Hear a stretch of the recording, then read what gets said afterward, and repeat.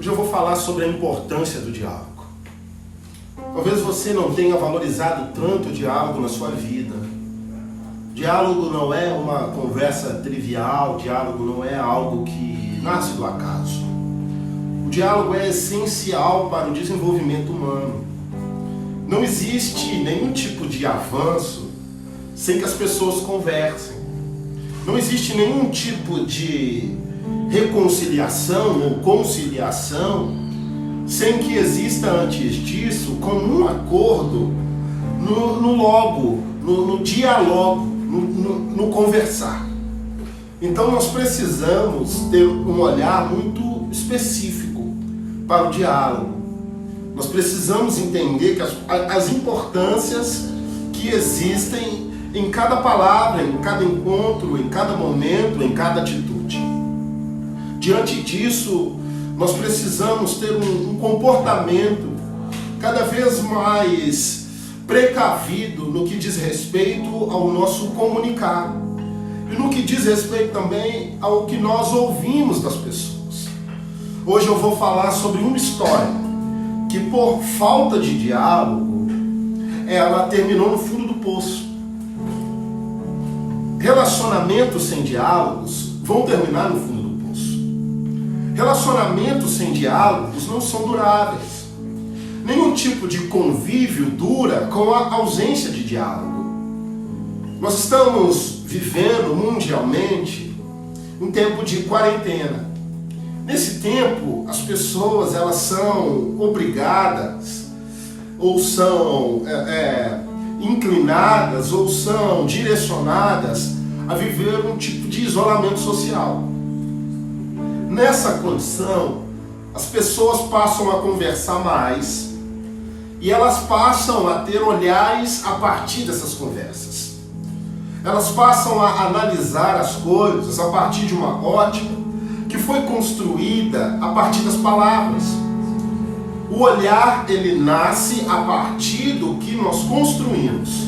E essa construção, ela vem a partir de olhares, ela vem a partir de observar, ela vem a partir de comportamentos, e daí vem o que nós falamos.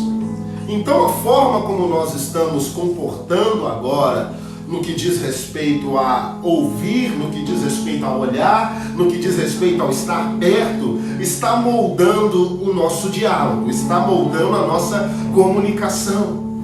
Por essa razão nós precisamos entender que todo olhar que nós entregamos para alguém, ele passa a ser o combustível para alguém. Então, se uma pessoa ela entende que ela está sendo olhada de forma mais amorosa, ela vai continuar se comportando para ser alvo daquele olhar amoroso. Ela vai continuar se comportando talvez para fugir de um olhar de julgo, se aquele olhar não for tão agradável para ela. Nessa linha nós vamos contar uma história onde o olhar moldou o comportamento, onde o comportamento moldou outros comportamentos, e aonde essa soma de comportamentos culminou no ódio e na falta de diálogo. E a falta de diálogo terminou em uma tragédia, terminou em um ato de violência. Abra sua Bíblia comigo em Gênesis, capítulo 37, a partir do versículo 1. Gênesis 37, versículo 1. Jacó habitou na terra de Canaã, onde seu pai tinha vivido como estrangeiro. Essa é a história da família de Jacó. Quando José tinha 17 anos, pastoreava os rebanhos com seus irmãos. Ajudava os filhos de Bila e os filhos de Zilpa, mulheres de seu pai, e contava ao pai a má fama deles. Ora, Israel gostava mais de José do que de qualquer outro filho, porque ele havia nascido em sua velhice. Por isso mandou fazer para ele uma túnica longa. Quando seus irmãos viram que o pai gostava mais dele do que de qualquer outro filho, odiaram-no e não conseguiam falar com ele amigavelmente. Nós temos aqui o desenho de uma família. Jacó, Israel, ele estava vivendo até aqui aparentemente um tempo de paz, né? Ele foi para essa terra, Canaã, fugindo de um irmão. Então até esse momento a vida de Jacó era uma vida muito agitada, era uma vida muito confusa, uma vida que corria constante risco. Ele se estabelece em Canaã, os filhos começam a trabalhar e aparentemente a família está ok. Parece que o desenho daquela família, ele tem cores que trazem a ideia de que aquela família é perfeita. As nossas famílias, elas têm duas formas de serem avaliadas. A forma externa, que é a forma que as pessoas que não fazem parte dela podem contemplar. E tem a parte interna, que é uma parte onde só quem vive de fato conhece. É o que nós chamamos de bastidor. O externo, o espetáculo, que é quando as cortinas se abrem, ele maqueia às vezes a realidade do bastidor. Quando as cortinas da família ela se abre, acontece ali às vezes um espetáculo, onde as pessoas podem até mesmo atuar. Então nessa atuação vale às vezes interpretar um personagem que é totalmente diferente daquele que nós somos nos bastidores. É por essa razão que às vezes no primeiro momento, na primeira análise, nós não conseguimos detectar o que de fato existe naquela família. José está vendo aqui os filhos morando junto, está vendo os filhos trabalharem, está vendo os filhos próximos, e para ele, no primeiro momento, parece que está tudo bem. Mas o próprio Jacó, ele tem um olhar que molda os comportamentos. O próprio Jacó tem um tipo de entrega paterna que muda a forma como os irmãos se comportam. Jacó tem um olhar específico para José. E esse olhar específico faz com que José haja de forma específica. José entende que ao trazer para o pai notícia dos seus irmãos, ele agrada o pai. E ao agradar o pai, ele se sente amado, ele se sente mais favorecido, ele se sente mais seguro. E por receber tudo isso, ele acaba transformando aquilo em um hábito, ele acaba transformando aquilo em uma prática de observar os irmãos e trazer para o pai notícias sobre o que os irmãos fazem, a saber, más notícias. Então o pai, ele recebia do filho, né, querido, notícias a respeito dos irmãos. Aqui o olhar, ele já está moldando o comportamento. Ele está moldando o comportamento do pai, que olha para o filho de forma específica. E ele está moldando o comportamento de um filho que olha para os irmãos de forma específica e está moldando o olhar dos irmãos que olham para um irmão e para o pai de forma específica. É dada a receita da tragédia.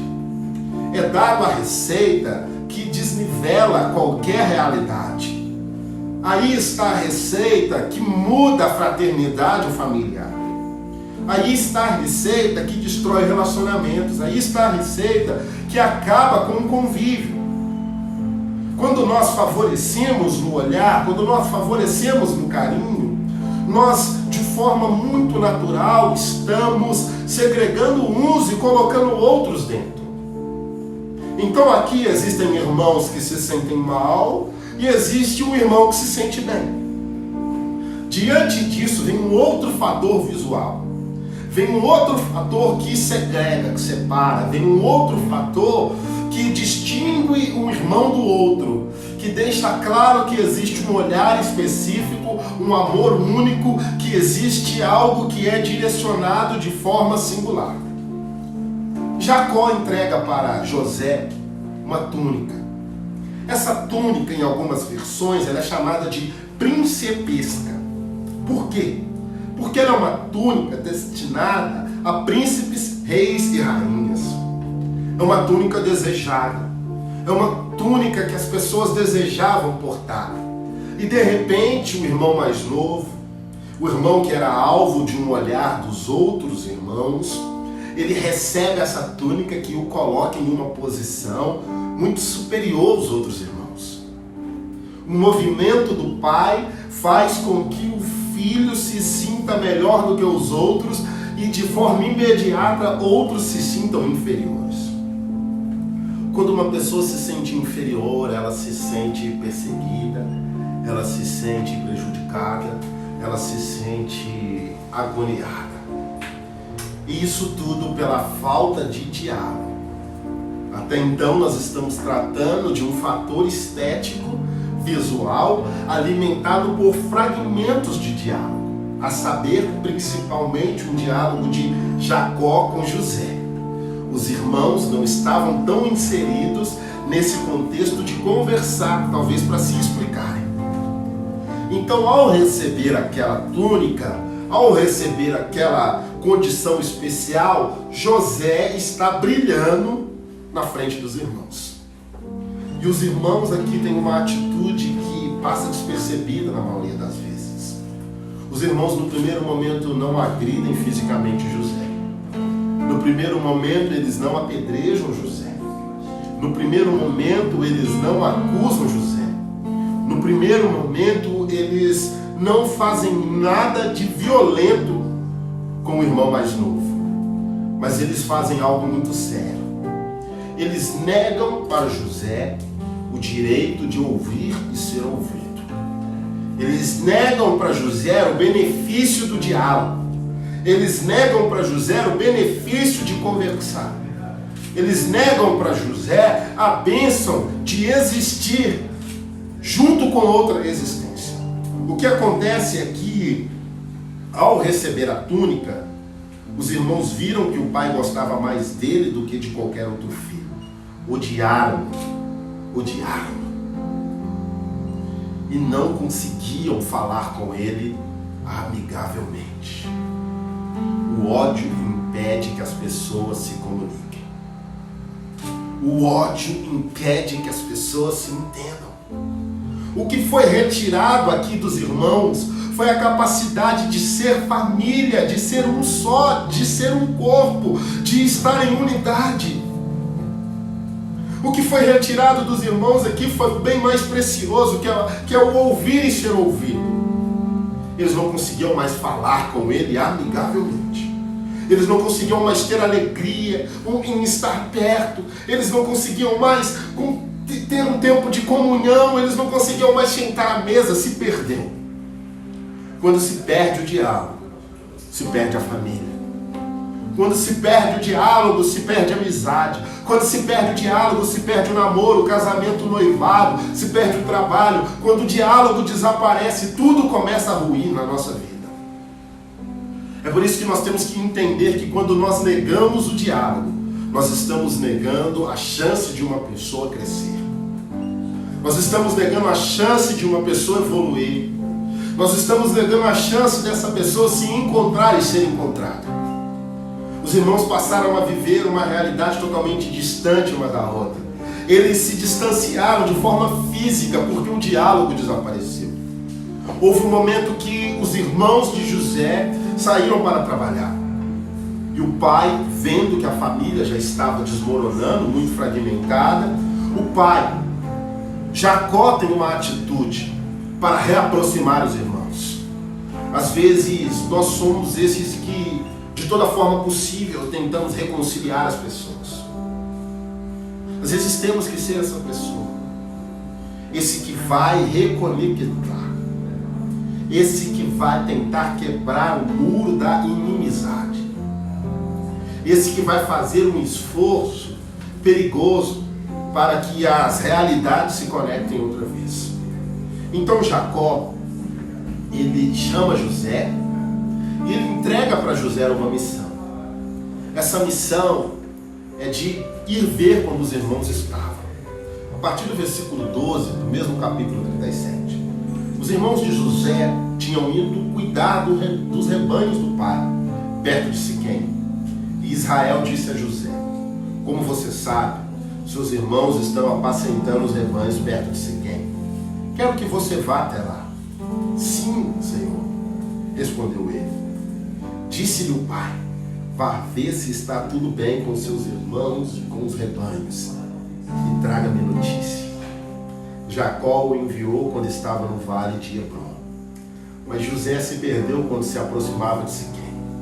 Um homem o encontrou vagueando pelos campos e lhe perguntou: o que é que você está procurando? Nesse momento, Jacó fala com José: vá procurar os seus irmãos. Eles não estão mais aqui, você não está mais tendo notícia deles. Vá atrás dos seus irmãos. Vá conversar, vá reabilitar o diálogo que se perdeu. Corra atrás dos seus irmãos. Naquele momento, a única atitude que José tem é de dizer: eis-me aqui. Ele fala: ok, eu vou atrás dos meus irmãos, eu quero encontrar os meus irmãos, eu preciso encontrar os meus irmãos. Nós devemos nos alegrar quando existe a possibilidade de reestabelecer o diálogo. Esse diálogo que, quando desaparece, leva um monte de coisa junto com ele. Esse diálogo que, quando não é vivo, traz morte. José diz: eis-me aqui. Ele vai procurar os irmãos. Mas a falta de comunicação entre eles era tão clara que ele ficou perdido, pois não sabia por onde os irmãos andavam. Muito comum sairmos para procurar os irmãos e não saber por onde eles andam, por falta de diálogo, por falta de conhecer os passos, por falta de conhecer onde as pessoas gostam de estar. Deus está entregando nesse tempo a oportunidade de nos desvendarmos, de nos traduzirmos, nos entendermos e nos conhecermos de forma diferente. Deus não quer que exista o silêncio que mata, que separa, que agride. Deus quer que esse silêncio entre os irmãos, entre os amigos, entre os familiares, ele desapareça. Sabemos que as pessoas estão em alguns lugares, mas não sabemos como elas chegaram até lá. Então, quando alguém nos manda atrás dessa pessoa, nós não sabemos como chegar até ela. José vai e ele se perde no meio do caminho. Ele não sabia por onde os irmãos andavam e ele consegue informação com uma pessoa qualquer. Isso é muito triste, quando as pessoas da rua sabem mais da nossa casa do que nós mesmos. Quando as pessoas externas sabem mais do interno do que nós mesmos. A tragédia se estabelece. José pergunta: olha, eu quero saber onde estão meus irmãos. O que ele diz é o seguinte no versículo 16: procuro meus irmãos. Pode me dizer aonde eles estão apacentando os rebanhos? José saiu à procura dos irmãos, à procura de ouvir e ser ouvido, para trazer notícia para o pai. Sabe, às vezes nós vamos ter que ir até o deserto procurar nossos irmãos. Às vezes nós temos que ir até lugares desconhecidos para procurar nossos irmãos, mas que assim seja, para reestabelecer o diálogo. Para reestabelecer o diálogo, nós vamos ter que ir aonde os nossos irmãos estão. Ainda que seja um lugar desconhecido para a gente, ainda que seja um lugar muito novo, ainda que seja um lugar onde nós nunca estivemos, nós temos que ir até este lugar. José fala: olha, eu procuro os meus irmãos agora eu preciso saber onde eles estão. Até então eu não sabia, mas meu pai me deu permissão para procurar meus irmãos, e eu estou indo procurar os meus irmãos. Quero saber onde meus irmãos estão apacentando as ovelhas. Você sabe? Porque ouvi dizer que eles estavam por aqui, mas não consigo encontrá-los. Então aquele homem fala: olha, eles partiram daqui. Ouvi eles dizendo que iriam para Dota. Assim José foi em busca dos seus irmãos e os encontrou perto de Dotã. Mas eles o viram de longe, e antes que chegassem, planejaram matá-lo. Eles não sabiam que o irmão estava indo saber como eles estavam. Eles não sabiam que existia uma inclinação, talvez forçosa de reconciliação, e tudo que eles tinham era um movimento agressivo, violento, e eles forjaram a morte da reconciliação. Sem diálogo, tudo morre.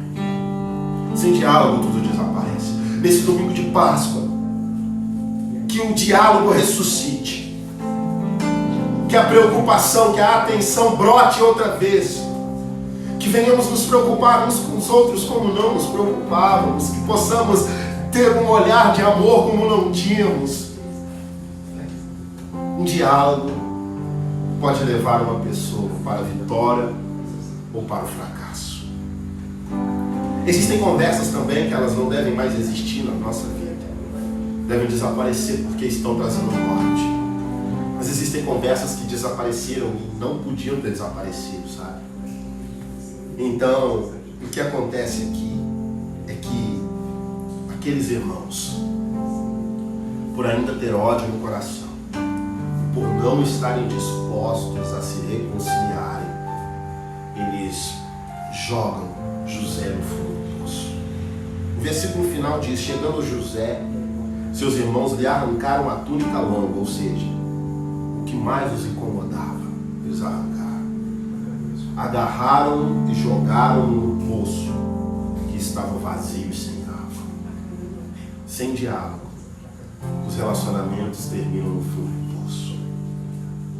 Qual importância você tem dado para o diálogo? Será que você foi parar no fundo do poço? Ou será que você enviou alguém para o fundo do poço? Qual a importância você tem dado para outra vida? Talvez você tenha negado o direito de ouvir. Talvez você tenha negado o direito de falar. Talvez você não consegue mais ter alegria com as pessoas ao seu redor. Mas hoje eu estou aqui para te falar que o diálogo deve ser reestabelecido. Caso contrário, vai existir uma tragédia, onde nós vamos terminar no fundo do poço. O fundo do poço não é nosso lugar. O fundo do poço não é o nosso destino final. O fundo do poço não é um lugar onde nós teremos passado o resto da vida. Não. Encontros devem acontecer para fortalecer, não para enfraquecer. Se você continuar lendo a história de José, você vai ver que esse encontro, que até então estava marcado por agressividade, ele termina com conversa e abraço. Quando existe conversa, existe um abraço. E ao existir um abraço, existe a manifestação do amor. É por isso que eu quero te convidar a não jogar ninguém no poço. E é por isso que eu quero te lembrar que o poço não é o seu lugar. Nós podíamos falar sobre a história de José aqui muito tempo, mas hoje eu vou focar no que a falta de diálogo fez na primeira parte da história de José. A falta de diálogo poderia ter acabado com a história daquele homem. Aquele homem então começa uma busca por diálogo. Ele sai à procura dos irmãos. E esse é o nosso convite, sair à procura dos irmãos. Você não pode fazer isso fisicamente nesses dias, mas você pode fazer de outras formas, orando, telefonando, mandando uma mensagem, fazendo uma videochamada. Você pode se colocar à disposição de ouvir alguém. Você pode dizer também que precisa ser ouvido ou ouvida. Por isso, em nome de Jesus, de onde você estiver, abra o seu coração. Abra o seu coração para que as pessoas entendam que você está aberto ao diálogo. Aberta ao diálogo. Nós queremos agora cancelar todo levante que tenta destruir o diálogo, a importância que desapareça do nosso meio em nome de Jesus. Nós vamos orar. Eu vou orar pela sua vida, pela sua casa. Eu vou orar pelo que nós estamos vivendo. E eu creio que nós vamos reestabelecer uma coisa tão importante na nossa casa, na nossa vida, que é o diálogo, que é a convivência, que é a aceitação. Vamos orar. Pai, ative em nós a importância por outras vidas. Nos faz aceitar o que as outras pessoas são, nos permita crescer com o que elas carregam, Pai. Deus, toca cada casa, toca cada vida, a começar pela minha mesmo. Deus, que esse culto possa ser um culto de despertar, possa ser um culto onde o que foi declarado morto não mais é visto como morto. Deus, toca cada coração, toca cada lábio, toca cada olhar. Nos permite, Deus, sair de uma condição de silêncio, de apatia e ir em uma direção de interesse, simpatia, Pai, empatia. Deus, que nesse dia tão especial o Senhor leve embora o que nos faz matar as pessoas, matar os sonhos, matar as esperanças. Não deixe isso existir em nós. Nos permita amar como o Senhor ama. Deus, eu oro porque nesse momento podem existir pessoas tristes, pessoas sem esperança, pessoas sem força, mas que do Senhor vem a voz que nos diz: vá procurar os seus irmãos. Eu oro, Deus, para que isso seja uma prática, para que o deserto não nos assuste, porque os irmãos estão por lá também. Pai, traga cura, transformação nessa noite, nesse dia, não sei qual horário estão assistindo, mas sei que o Senhor é real. Te agradeço por cada vida, Pai, e peço para que o Senhor faça a sua obra, só a sua obra, em nome de Jesus. Amém. Que Deus te abençoe de forma poderosa, em nome de Jesus.